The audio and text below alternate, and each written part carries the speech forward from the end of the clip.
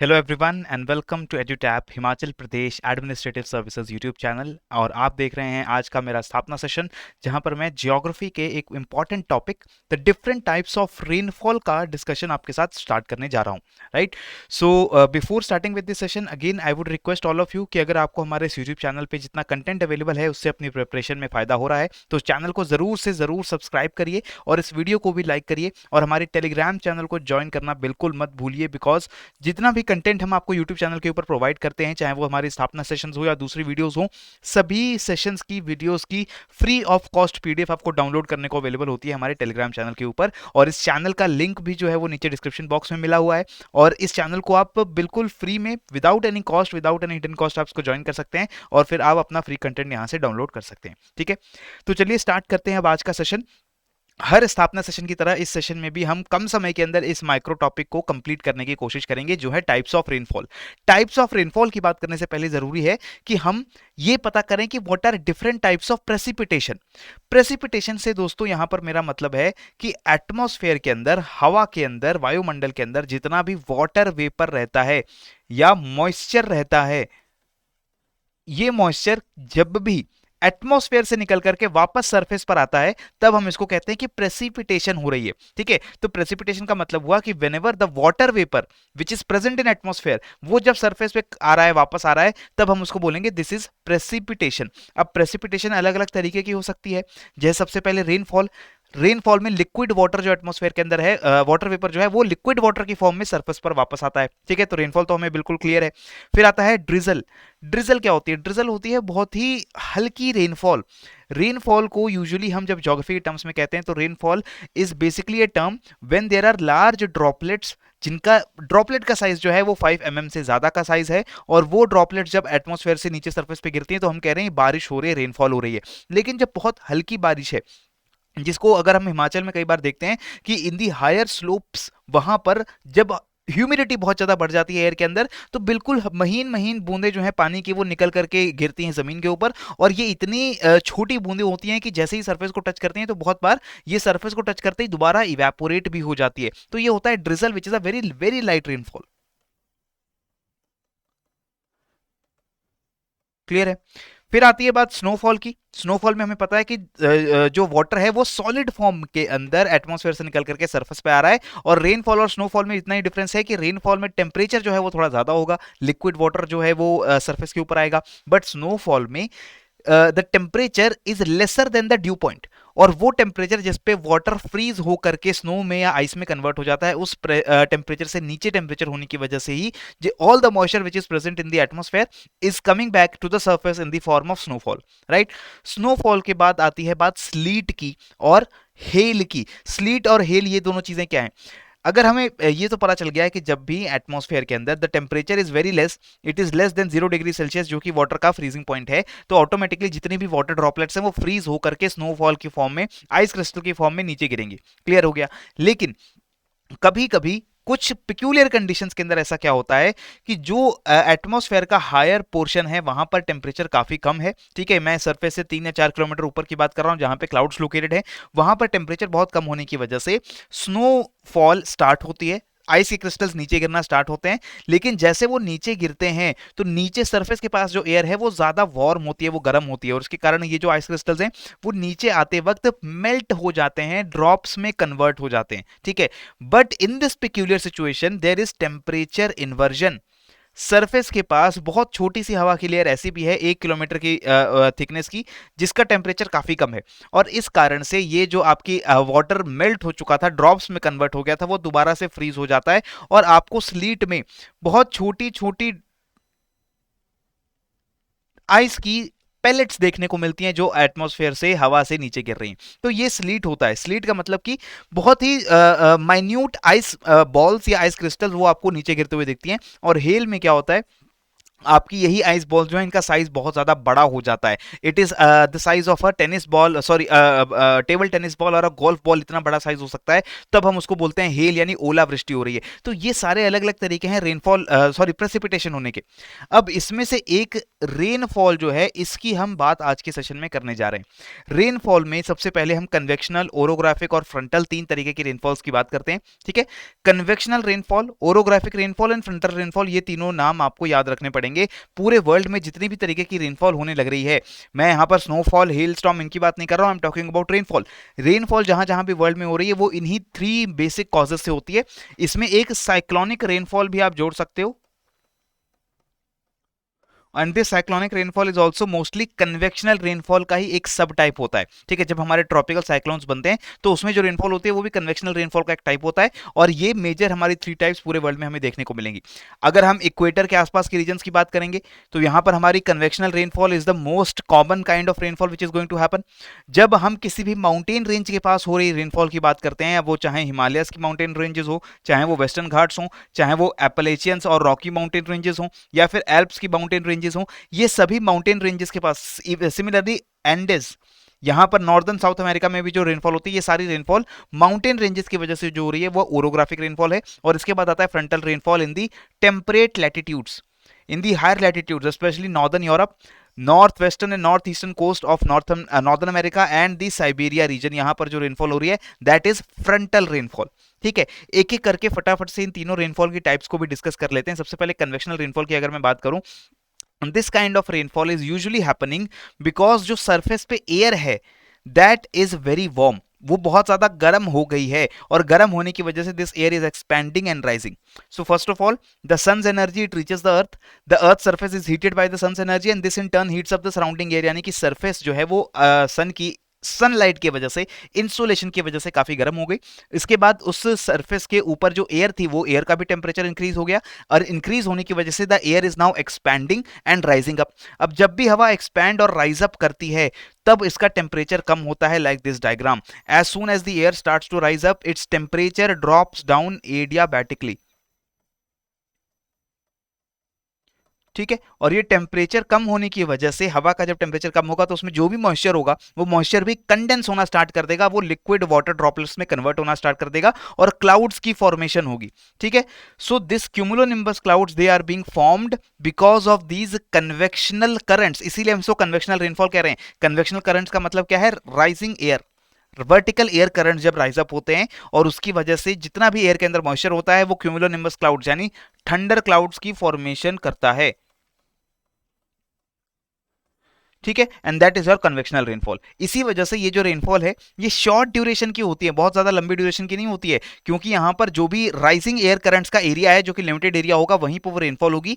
Short duration की होगी लेकिन बहुत हैवी रेनफॉल होगी, क्योंकि हवा जितनी तेजी से ऊपर उठ रही है उतनी तेज वो रेनफॉल करेगा, और हाईली लोकलाइज्ड होगा, एक बहुत बड़े रीजन में रेनफॉल नहीं होगी। ठीक है, इसको यहां पर आपको समझने की कोशिश करनी पड़ेगी। Convectional rainfall is happening over a short duration, over a short region, over a small region, लेकिन जो रेनफॉल का अमाउंट है वो ज्यादा होगा। ठीक है, मेनली समर्स के टाइम पे होगी, क्योंकि सरफेस के ऊपर गर्मी होनी चाहिए, सरफेस के ऊपर लो प्रेशर बनना चाहिए, और इसी लो प्रेशर जब सरफेस से बनेगा तो एयर वहां से राइज अप करना स्टार्ट करेगी।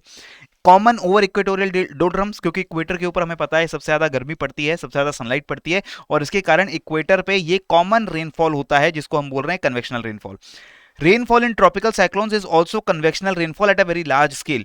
ठीक है, जब हम ट्रॉपिकल साइक्लोन्स की फॉर्मेशन देखते हैं वो ओशंस के ऊपर बनते हैं और अपने साथ बहुत सारा मॉइस्चर लेके लैंड की तरफ आते हैं, और उसमें भी राइजिंग एयर करंट जो है, स्पाइरलिंग राइजिंग एयर करंट्स, उसकी एयर के राइज अप करने की वजह से जितना मॉइस्चर है वो कंडेंस होता है और रेनफॉल होती है। तो ये सारी चीजें आपको ध्यान रखनी है। कन्वेक्शनल रेनफॉल में सरफेस पे ज्यादा गर्मी होनी चाहिए, राइजिंग एयर करंट्स होने चाहिए, थंडर क्लाउड्स की डेवलपमेंट होनी चाहिए, यानी कि जो डार्क क्लाउड्स होते हैं जिनका साइज बहुत ज्यादा बड़ा नहीं होगा लेकिन उनकी हाइट बहुत ज्यादा बड़ी होगी, और वो एक छोटे एरिया के ऊपर कम समय के अंदर बहुत ज्यादा हैवी रेनफॉल को क्रिएट करवाएंगे। ठीक है, नेक्स्ट आती है हमारी orographic rainfall. Now this is the much simpler rainfall जो हमें यहाँ पर पढ़ने को मिलेगी। ओरोग्राफिक रेनफॉल में सिंपल सा फंडा है कि ऐसी एयर जिसके अंदर काफी मॉइस्चर है वो आगे की तरफ हॉरिजॉन्टली ब्लो कर रही है, लेकिन रास्ते में हमारी एक माउंटेन रेंज आ चुकी है और इस माउंटेन रेंज की वजह से इस एयर को ऊपर उठना पड़ेगा, राइज अप करना पड़ेगा। ठीक है, so this air is now being forced to rise up because of the mountain range. और इसीलिए अब एयर क्योंकि ऊपर उठ रही है तो ठंडी होगी, ये थंब रूल है। Whenever air rises up it cools down, whenever it comes down it goes down, it heats up. और इस वजह से ये एयर राइज अप करेगी, इसका टेम्परेचर कम हो जाएगा, टेम्परेचर कम होने की वजह से ये क्लाउड्स की फॉर्मेशन करेगी और रेनफॉल करेगी। इसका बिल्कुल ऑपोजिट होगा on the other side of mountain range, क्योंकि अब जब ये विंड माउंटेन को क्रॉस करके दूसरी साइड पे नीचे आएगी तो इसका काफी मॉइस्चर जो है वो ऑलरेडी कम हो चुका है, क्योंकि इसने क्लाउड्स के फॉर्मेशन करवा के रेनफॉल करवा दी। और इसी के साथ जब ये विंड्स इस माउंटेन को क्रॉस करके आगे बढ़ेंगी तो इसको अपनी हाइट भी डिक्रीज करनी पड़ेगी, नीचे आना पड़ेगा, और इसके कारण इसका टेम्परेचर इंक्रीज हो जाएगा। और टेम्परेचर इंक्रीज हो जाएगा तो ऑब्वियसली रेनफॉल नहीं हो पाएगी। ठीक है, सो ओरोग्राफिक रेनफॉल का मतलब है rainfall which is happening because of mountain ranges. और इस माउंटेन रेंज की एक साइड को हम बोलेंगे विंडवर्ड साइड और दूसरी साइड को बोलेंगे लीवर्ड साइड। विंडवर्ड साइड जहां से विंड आ रही है, यानी कि जहां पर रेनफॉल होगा, जो कि वेटर साइड होगा। And the other side the levered side, इसको रेन शैडो साइड भी बोला जाएगा, क्योंकि यहां पर रेनफॉल नहीं होगी।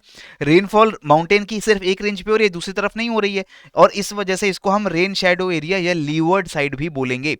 ठीक है, सो ये जो पूरा प्रोसेस है, आई होप ये प्रोसेस आपको समझ आ गया है और आपको ये भी समझ आ गया कि जो लीवर्ड साइड है इसको हम रेन शैडो एरियाज कह रहे हैं। और बहुत सारे डेजर्ट्स जो हैं वर्ल्ड में उनकी फॉर्मेशन होती है बिकॉज वो किसी माउंटेन रेंज की रेन शैडो एरिया में पड़ते हैं। इसके अगर हम एग्जांपल देखने की कोशिश करें तो पैटागोनिया डेजर्ट जो कि अर्जेंटीना में है, अर्जेंटीना में in South American continent Andes mountain ranges, बहुत सारी जो पैसिफिक ओशन से आने वाली रेनफॉल है उसको यहीं पर साउथ अमेरिका में रोकने का काम करते हैं। और साउथ अमेरिका का जो ईस्टर्न हिस्सा है वो ड्राई रह जाता है और उसको हम पैटागोनिया डेजर्ट के फॉर्म में देखते हैं। सिमिलरली अगर हम सेंट्रल इंडिया की बात करें तो सेंट्रल इंडिया में जो हमारे वेस्टर्न घाट्स हैं इनकी फॉर्मेशन कुछ इस तरह है, और इसकी वजह से जो interior parts of central India है, चाहे वो कर्नाटका के इंटीरियर प्लेट्यूज हो, तेलंगाना प्लेट्यूज हो, वहां पर बहुत ज्यादा रेनफॉल नहीं होती है। और हम देखते हैं कि अक्सर नॉर्थ कर्नाटका में, तेलंगाना में एंड इवन विदर्भा महाराष्ट्र में ड्रॉट लाइक कंडीशंस हो जाती है मानसून सीजन में, क्योंकि वेस्टर्न घाट्स इन रेनफॉल को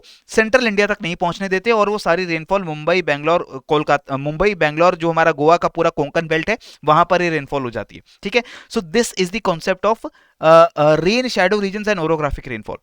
finally comes the frontal rainfall which is a rainfall जिसको हम एक्स्ट्रा ट्रॉपिकल साइक्लोनिक रेनफॉल भी कह सकते हैं।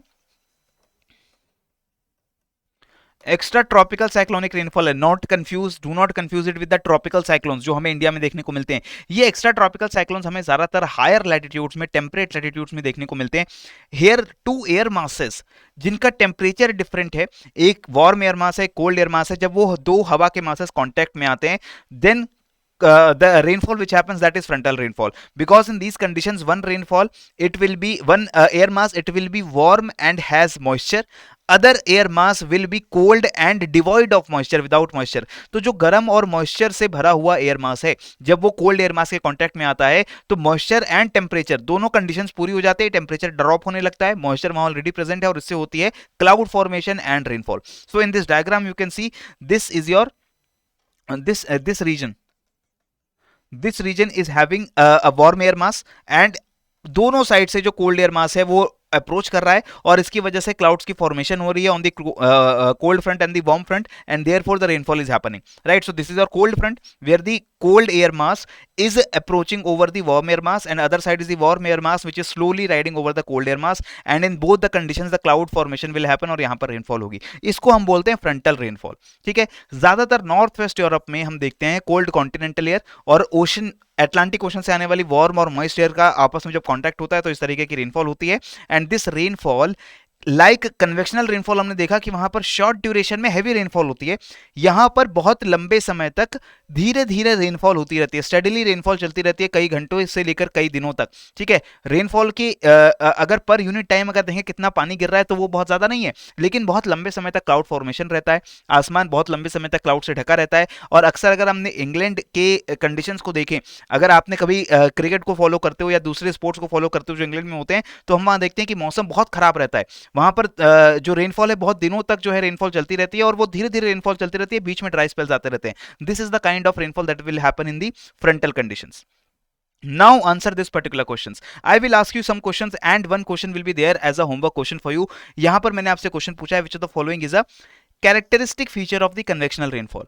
कन्वेक्शनल रेनफॉल का characteristic feature which of the following is not a characteristic feature मुझे पूछना चाहिए. Which of the following is not a characteristic feature of convectional rainfall. Options देख लेते हैं. Long duration lasting for hours. Option B formation of cumulonimbus clouds जिसको हम thunder clouds भी बोलेंगे. occurrence of thunder and lightning and low atmospheric pressure at the surface. all these conditions, इनमें से मैं अगर लॉन्ग ड्यूरेशन को रिमूव कर दूं तो ये सारी कंडीशंस कन्वेक्शनल रेनफॉल की कंडीशंस हैं, बिकॉज लॉन्ग ड्यूरेशन की जो रेनफॉल है वो फ्रंटल रेनफॉल होगी. कन्वेक्शनल रेनफॉल शॉर्ट ड्यूरेशन की हैवी रेनफॉल होती है. इसमें हमारे वेरी हाई क्लाउड्स की फॉर्मेशन होती है which are dark in colour and have a lot of moisture, जिसको हम बोलते हैं क्यूमुलोनिम्बस क्लाउड्स. और ये क्यूमुलोनिम्बस क्लाउड्स को हम थंडर क्लाउड्स भी बोलते हैं, बिकॉज इन क्लाउड्स में जब भी रेनफॉल होती है काफी ज्यादा थंडरस साउंड और लाइटनिंग भी हमें इन क्लाउड्स में देखने को मिलती है. ठीक है, सो the answer for this question will be option A, long duration lasting for hours. This is not a condition for the convectional rainfall. Look at the next question. Mawsynram and Cherrapunji, they witnessed one of the highest rainfalls in the world. Which among the following is the most appropriate cause behind this? Options देखते हैं. मौसिनराम और चेरापूंजी हमें पता है दोनों locations जो हैं वो वर्ल्ड में सबसे ज्यादा वेटेस्ट प्लेसेस में जाना जाता है कि यहाँ पर बहुत हैवी रेनफॉल होती है, बहुत कम समय के अंदर बहुत सारा अमाउंट ऑफ वाटर इन दोनों एरियाज के ऊपर गिरता है. क्या कारण है इसका? अगर आप ऑप्शंस को देखेंगे, option A says both places lie in the direct path of tropical cyclones generated in Bay of Bengal. अगर मैं इंडिया का मैप जो है उसको देख रहा हूं तो मुझे पता है कि हमारी Mawsynram and Cherrapunji these locations they are located somewhere around here. Meghalaya में हमारी दोनों लोकेशंस लोकेटेड हैं. ट्रॉपिकल साइक्लोन्स जो बनते हैं बे ऑफ बंगाल रीजन के अंदर, these tropical cyclones their direct path is like this. They never come directly to the Mawsynram and Cherrapunji, and this is not the correct reason for occurrence of very heavy rainfall in these two areas. Option B says both locations experience intense heating leading to convective storms. दोनों locations में intense heating होती है लेकिन वो rainfall होने का बहुत important कारण नहीं है, because both these locations they experience intense heating during the months of pre monsoon season, जब वहां पर हवा में बहुत ज्यादा मॉइस्चर नहीं होगा. और इस ये कारण भी नहीं है इतनी हाई रेनफॉल होने का, क्योंकि इंटेंस हीटिंग इतनी ज्यादा भी नहीं होती जितनी इक्वेटोरियल एरियाज में होती है. तो इक्वेटोरियल एरियाज में जितनी रेनफॉल होती है उससे ज्यादा रेनफॉल यहां पर होने का क्या कारण है? This is not the intense heating. Option C says both locations lie in Himalayan foothills and receive orographic rainfall. This is wrong. Himalayan foothills में नहीं लाई करते, मेघालय के प्लेटू में लाई करते हैं. Option D says both locations lie on high plateaus which fuel incoming monsoon winds which funnel incoming monsoon winds, and this is the correct answer. South west monsoon winds जो कि बे of Bengal branch से चलकर आती हैं, जब वो बांग्लादेश को cross करके नॉर्थ ईस्ट की तरफ जाती हैं तब उनको सामने दिखते हैं मेघालय प्लेटूज की 3 हिल्स, गारो, खासी एंड जयंतिया. गारो, खासी एंड जयंतिया. ठीक है, ये मैं बे ऑफ बंगाल की तरफ से अगर मैं देखूंगा नॉर्थ की तरफ, बे ऑफ बंगाल यानी कि मैं बिल्कुल जो वेस्ट बंगाल का कोस्ट है, जो सुंदरबन डेल्टा है, वहां से खड़े होकर मैं नॉर्थ ईस्ट इंडिया की तरफ देखूंगा तो मुझे सामने ये 3 हाई प्लेटूज देखने को मिलेंगे जिनकी सरफेस से हाइट अराउंड 2 किलोमीटर है. ठीक है, और ये हाई प्लेटूज में अचानक से जो बीच में वैलीज बनी हुई हैं, सारी मॉनसून विंड आकर इन वैलीज में फनल होती है, इकट्ठा होती है और राइज अप करने के लिए इसको प्लेटू मजबूर करता है, जिसके कारण वहां पर बहुत कम समय में बहुत हैवी रेनफॉल होती है in the south west monsoon season. Right, and that is why the correct answer of this question will be option D. Both locations lie on high plateaus which funnel incoming monsoon winds. Now, अब मैं last question आप लोगों के लिए homework question जो है छोड़ने जा रहा हूं, एंड आई रिक्वेस्ट यू कि अपना आंसर कमेंट सेक्शन के अंदर फटाफट मुझे लिखकर बताइए. 3 स्टेटमेंट्स दी गई हैं, यहां पर आपको करेक्ट स्टेटमेंट आइडेंटिफाई करनी है. Statement 1 says equatorial डोलड्रम्स commonly receive convectional rainfall. Second statement says Western Ghats near the western coast of India receive heavy convectional rainfall. And statement third says frontal rainfalls are common in the temperate regions. Now give me the correct answer कि इन तीनों statements में से कौन सी statement यहाँ पर correct होने जा रही है. और आपके answers का मुझे बेसब्री से इंतजार है. मैं देखना चाहता हूँ कि कितनी अच्छी रिविजन आपकी हुई है regarding this topic of types of rainfall through this video. और इसी के साथ मुझे यहाँ पर आप दीजिए इजाजत. पढ़ते रहिए, बढ़ते रहिए. जय हिंद और जय भारत.